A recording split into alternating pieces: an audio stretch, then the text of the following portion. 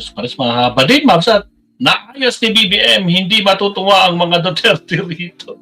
O nga, kapag malamang naayos ni BBM, ikakagulat nito ng mga Duterte. Ano nga ba yan? Pag kulang sa fiber, kawawa ang tiyan. Attorney, Drink ano nga ba yan? fiber-enriched daily for a cleansed tummy. Fast forward natin to kagad para matapos kagad.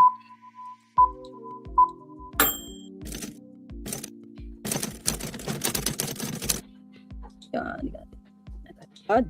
Ay, sana meron. Okay. Punta tayo.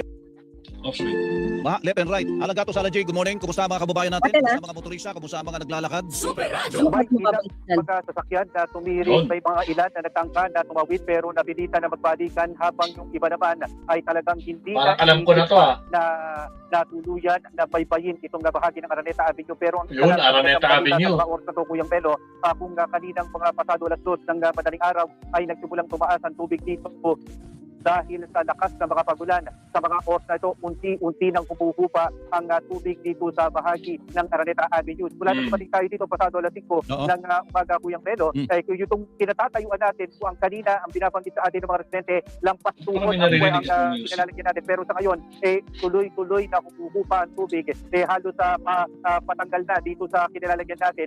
Ang malalim na lamang yung Wait lang, galing kaya to yung music, Araneta Avenue at T. Rodriguez na dyan ang sinasabi ng mga residente na mas malalim na halos hanggang baywang pa yung tubig dyan na Kuyang Belo. Pero sa mga oras na to, nakikita natin na talagang unti-unti bumibilis yung paghupa ng tubig dito sa lugar. Ang ilan lang sa mga malalakas ang loob na tumatawid dito, Kuyang Belo, yung pawang mga nakabisikleta na walang hindahin na pwedeng basir. Okay, di ba? Kasi mga ka-clear, binalita po ng Pag-asa at saka ng OCD na yung buhos ng ulan ay sobrang dami ng tubig ulan ang ibinuhos. Halos pang 1.5 months siyang ulan. So talagang, kahit paano magkakabaha. Pero, ang good news, mabilis pumupa.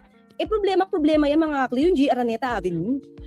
Kaya kahapon nakapunta ako kay Dean, Mel, Santa Maria, kasi yung dinaanan namin kagabi, wala. Nandun ako takot lagi dumaan pagbandang G. Araneta. Kasi mataas yung tubig dyan. Dati nga pagdaan namin dyan, nawala yung plate number namin, inagos. Pero ngayon, hindi kami na-traffic kasi wala siyang baha. Okay? So, sabi ko mukhang dito magugustuhan, pero gagawan to ng kwento ng iba. Babalik ta rin ng iba. Okay, so nung yung at least mga 30 minutes or a little more than 30 minutes, sabi niya, not bad. Di ba? Kasi malakas naman talaga yung ulan, mga ito pa. Sa Navotas City dahil naibsan na ang matagal nilang suliranin sa pagbaha tuwing bubuhos ang malakas na pag-ulan. Dahil ito sa 72 pumping station sa kanilang lugar. Si Bel Custodio sa Sentro ng Balita, live. Kasi kahit ilang araw nang tuloy-tuloy ang pagbuhos ng ulan dahil sa habagat ay hindi binaha sa Navotas City. Apat na dekada nang naninirahan si Ginang Liling sa Navotas City. Kaya saksi siya kung paano nakatulong ang proyekto ng pamahalaan para sa flood control. Oo, may mga Ngayon, wala nang baha. Hindi na ako binaba. Ikwento naman ni Angelina ang perwisyo ang dinanas nila noong bumabaha pa sa lungsod. Lalo na naninirahan siya malapit sa baybayin. Grabe po, baka po talaga as in talagang hindi na po kami makalabas ng bahay or yung mapasok sa school, sa trabaho. Dati nga po napag-ganoan pa kami nalulubog ang Navotas, mawala sa mapa. Pero awa po ng Diyos. Kaya naging ginhawaan niya simula nang magkaroon ng guide at pumping station sa kanilang lugar. Wala na, okay na po talaga. Pag yung 10 yung bombastic, okay na, wala na, para wala na pong nangyari. Lalo na sa lahat ng pinagdaanan namin dati, sobrang na-appreciate po namin kung ano po meron kami dito sa Navotas. Siyang na 2 pumping stations ang gumagana sa Navotas City. Isa na dito ang pumping station sa Barangay Danghari na may kapasidad na 2 cubic meters per second. So kung makikita po ninyo, di lang naman problema natin pag uulan. Nakita po niyo isang critical na bahagi ng flood control po natin, itong dike po natin. So imagine po ninyo, sa lakas ng araw niya, dati wala pong dike, pasok po lahat ng tubig. At dahil may dike naman, pag umulan, kailangan mapompa natin yung tubig ulan. Unang-una, siyempre, papasalamat tayo sa mahal na Pangulong BBM, kay Sec Vince Dizon at kay Kong Toby sa patuloy na pagsuporta dito sa mga programa po natin sa flood control. Dahil hindi na binaha sa naburang lungsod sa kabila ng tuloy-tuloy na pag-ulan, wala nang naitalang evacuee sa Navotas. See? Kita nyo, mga ka-clear? Pero syempre, aayawan to ng mga DDS. Hindi natin babalita. Ito pa, mga ka-clear. Magagalit na. Hindi ko alam kung Navotas pa to. Wait lang ha. Okay, let's go. Para makita natin, ha? dapat binabalita ito. Although may mga talaga naman na, hindi naman natin sinasabing walang nabaha. Diba? Pamahalaan kontra baha, kabilang ang dredging at pagpapalakas ng flood control measure habang isinusulong ang mas integrated drainage master plan para sa NCR. Yan ang ulat ni Gabriel Villegas. Magdadalawang dekada ng residente malapit sa G. Araneta Avenue na bahagi ng Barangay Tatalon sa Quezon City si Alexis. Ayon sa kanya, tuwing panahon ng tag-ulan ay umaabot ng 3 hanggang 4 na oras ang baha sa kanilang lugar sa tuwing umaabaw ang San Juan River. Ngayon, 1 oras na lang ang binibilang bago humupa ang baha sa kanilang lugar dahil sa isinasawang dredging sa ilog. Ginawa nila dyan, malaki naman kasi mabilis bumaba yung tubig eh. Yung ginawa nila dyan na yung drainage. Si Marie naman, hirap ang kanilang dinaranas sa tuwing babahain ang kanilang lugar dahil umaabot hanggang dibdib ang baha lalo na noong nanalasa ang bagyong Karina. Dahil rin sa oplan kontrabaha ng pamahalaan, nabawasan na rin ang kanyang pangamba na papasukin ng baha ang kanilang bahay. Salamat sa Diyos dito naman naisipan na ipagawa ng ganyan kasi malaking tulong din po sa amin na mga dito nakatira. Samantala, naipadala ng Department of Public Works and Highways ang kanilang heavy-duty na flood mitigating pump sa Alido Bridge sa bahagi ng Zapote River sa Las Piñas City upang maibsan ang pagtaas ng tubig upang maging ligtas ang mga residente at komunidad. Ayon kay Metro Manila Council President at San Juan City Mayor Francis Zamora, mahalaga ang pagkakaroon ng drainage master plan sa Metro Manila. Kanya, dapat integrated ang plano ng mga lungsod sa kanilang drainage planning dahil magkakarugtong ang mga daluyan ng tubig sa National Capital Region. Dapat din tama ang pagpaplano sa pagtatayo ng mga pumping stations at mailagay sa tamang lugar at may koordinasyon ang DPWH sa mga LGU. Dahil basura pa rin, no? Kita nyo? Dahil pa rin basura, oh. Ang DPWH sa mga LGU. We need more infrastructure projects, we need improved drainage systems. Lakihan po ito because meron pa rin mga ibang drainage systems nito nila na drainage systems, our people. Kasi at the end of the day po, kami po ang hahanapan ng aksyon ng aming mga mamamayan. Kapag baha, kami naman po ang pupuntahan. Kami po ang lalapitan ng ating mga mamamayan. So we really need to closely coordinate always with each other when it comes to infrastructure projects. Dapat din kanya na maging disiplinado ang mga residente ng Metro Manila pagdating sa pagtatapon ng basura na isa rin sa itinuturong dahilan ng pagbaha sa NCR. Isa sa mga hakbang na ginawa ng MMC ay ang pagpasa ng resolusyon na mag-update sa kanilang mga ordinansa pagdating sa pagtatapon ng basura kung saan tataasan ang multa sa hindi tamang pagtapon ng basura kung saan naabot sa 5,000 piso ang multa sa mga mahuhuling nagtatapon ng basura sa maling lugar. Grabe, ito pa mga, ito pa isa pa ha. Pero at least nakita natin, may mga lugar na talaga na umayos. Ha? Wait lang, yan, video. Ito. Pakinggan natin ito. Hindi ko pa ito napakinggan mga klip. At tinatapos Ay, sorry. dredging at widening ng mga creeks po namin, no? Sa pumping station tapos na po kami. At yung iba naman po, ang ginagawa namin Nelson sa Valenzuela ngayon kasi hindi na basta-basta nagpapagawa lang ng or upgrading lang ng kalye, no? Kung hindi, ang target namin lahat po ng kalye natin, lalo na sa mga critical area, ay may road canal na tinatawag. So sa ilalim po may culvert na. So marami kaming ongoing projects right now, both DPWH and sa local. We are upgrading almost 144 roads dito sa Valenzuela para magkaroon na rin ng road canal ang tawag namin.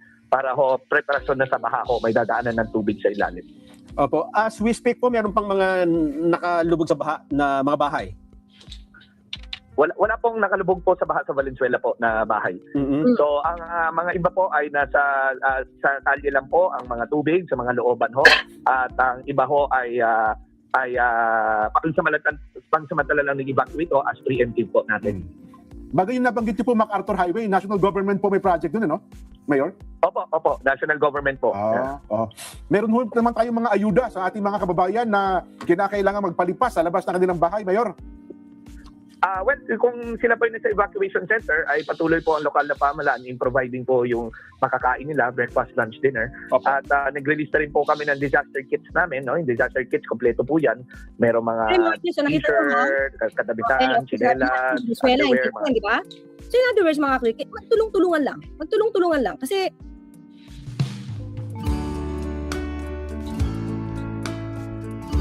Again, sa mga bagong pasok, huwag kalimutang mag-like and subscribe.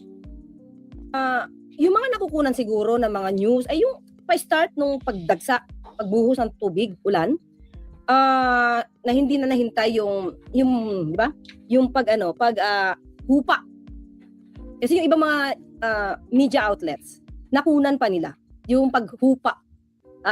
Paghupa ng tubig, ulan. So yan mga kakli, nakikita naman natin kung ano yung pagkakaiba in a way. At tingin ko ang isa pa sa mga nakakabaran din dito ay meron pa rin mga basura. Meron pa rin mga basura na yun ang dapat na sana hindi na dumami pa katulad na nakita natin sa Parañaque. Kahit kasi anong gawin mo, kung talagang ganyan kadumi mga mamamayan natin at wala silang pakundangan sa pagtapon ng basura, ganito pag ganito mangyari sa atin, talagang aanurin ang basura papunta pabalik sa bahay. Di ba mga kaklir? Pinakita ko lang yung pinaka-good news sa atin kasi tingin ko hindi ito magugustuhan. Hindi ito magugustuhan ng ating mga Mga ka-DDS. kasi wala eh. Naaayos pa unti-unti eh. 'Di ba? Naaayos pa unti-unti. Tingnan natin ito. Tingnan natin, panoorin nga natin ito, Sec Vince. Okay, panoorin natin ha. Teka lang po, share ko sa inyo. Papanoorin ko sa inyo.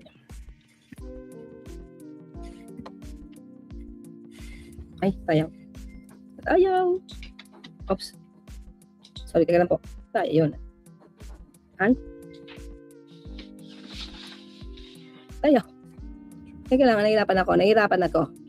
Ayaw. What happened? Ayaw. Ay? Wala, ayaw.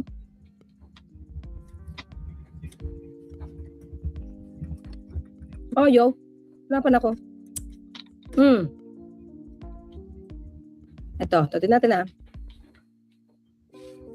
Okay, the urgency. There's an urgency. Tingnan natin to. Okay. Kabila ng pagbaha sa ilang bahagi ng patuloy ang pagbabaha mga pinag-aaral. Ito makatulong sa mga bridge ng baha. Grabe oh. Lakas. August 9. Ayun. Tapos, meron pa dito.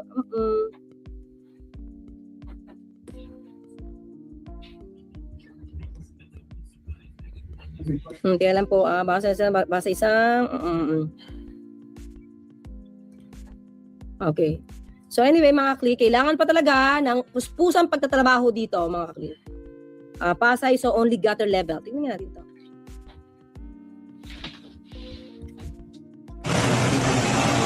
Kami na sasakyan.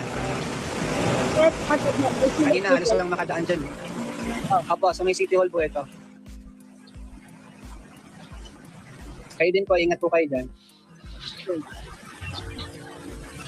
Sabi naman lang ako ng dati ba? Medyo marami na sasakyan. Kanina, alas lang makadaan dyan. Apo, sa may City Hall po ito. Ito naman natin, kaya lang, sabi nga natin, mga sobrang ambuhos. Gutter deep flooding cases na lang UN. Gutter deep natin, Pasig River. So, Yung Marikina, ang ganda ng flood control na dun, ha? Yun lang mga kli, siguro pinakita ko sa inyo kahit paano. Gawa ng Japan. May mga lugar na naayos na. Pero syempre, ganun pa rin mga kli, umuhupa siya 30 minutes. Pero, diba? Ilang buwan pa lang naman nagtatrabaho si Sec Vince na tumutok dito. Kaya patuloy lang. Tuloy-tuloy lang to mga kli. Magtulungan tayo sa kayong mga kababayan natin dyan. Baka naman pwede nang huwag na kayo magtapon ng basura dyan. Ito na naman, daming garbage na naman, no? Mga kakaklir, oh. G. Araneta, oh. Oh. Ang bilis ito, nakita nyo, mabilis na pa, oh. Pero, ano yung mabilis?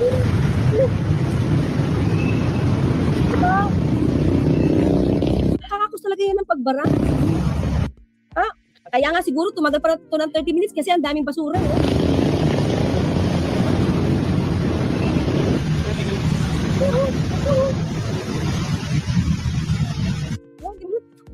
Well, anyway, pinakita ko na sa inyo mga friends. So, yan lang muna tayo. Gusto ko na ipakita sa inyo na may mga lugar na naayos, pero medyo hindi pa ganon kabilis. 30 minutes, feeling ng Pangulo ay matagal pa siya, pero sabi niya, not bad, no? Kaya lang, tingin natin, ang issue dito ay basura pa rin. Diba? Attorney Ate Fee, teka lang. Sana mabati po ninyo ako. Birthday ko po today. Uy, nabasa ko. August 11. Ha? Thank you po kay Lord at today ay 63 years old na. No maintenance at healthy po. Yan. Si Ate Fee. Happy birthday. Kaya ko muna sarili ko. Happy birthday to you. Happy birthday, Ate Fee. Yan. Tama, Lemon. Ang sakit sa mata lang din sa Paranaque. Nakita nyo? Nakakadagdag kayo ng problema eh. Di ba? Chai-chair. Shiro. Still mga tao pa rin ang may kasalanan. Di ba? Nagsusumika po ang gobyerno natin. Nakita nyo naman po. Diba? Anong tawag niya? May sinabi si Sec Vince kanina kung anong tawag niya na habang bumabagyo. ay naghuhukay. Anong pangalan yan? Ninja ba yun? Binanggit siya kanina sa briefing eh. So kahit bumabago yan, dahil alam nila na malamang yung basura, tatambak yan, hukay. Pero kung hindi tayo magtatapon ng basura, di ba hindi na tayo mahihirapan? Tama. Hindi na rin paulit-ulit na naglilinis ng kanal. Di ba? Hindi na paulit-ulit naglilinis ng kanal. Kasi maayos. Di ba, Dali Babes? O, birthday na Sam. Ayan, birthday. Ayan, happy birthday daw.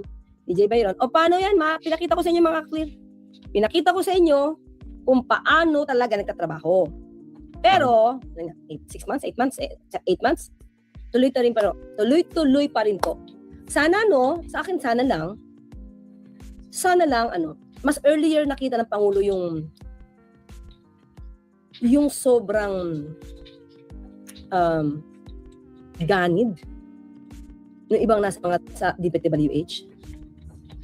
Or kung sana man lang ito ay naimbestigahan ng nakaraang administrasyon. Diba? Hindi na ito tatawid ni Pangulo Marcos Jr. na administrasyon. Fred Cervantes, dapat kung hindi makapagmulta sa pagtatapon ng basura, community service ng 1 week para madala. Alright, salamat Attorney Claire, no? Talagang pag may magandang nagagawa si Pangulong Bongbong Marcos, nako, hindi nakakatulog ang mga garapata, lalo silang naiinis, nagagalit. Kasi ayaw nila nakakita ng ganun. Diba? Parang yung nangyari sa Davao, di ba? Yung ginawang parang kondo na pinaglipatan ng mga taga Davao. O sasabihin na naman nila, inagaw daw ni Pangulong Bongbong Marcos. Diyos ko po, Rudy, pictures na naman ng mga garapata, lalo si Sara. Alright, next topic tayo, Mabsat. Here we go. Countdown tayo in 30 seconds.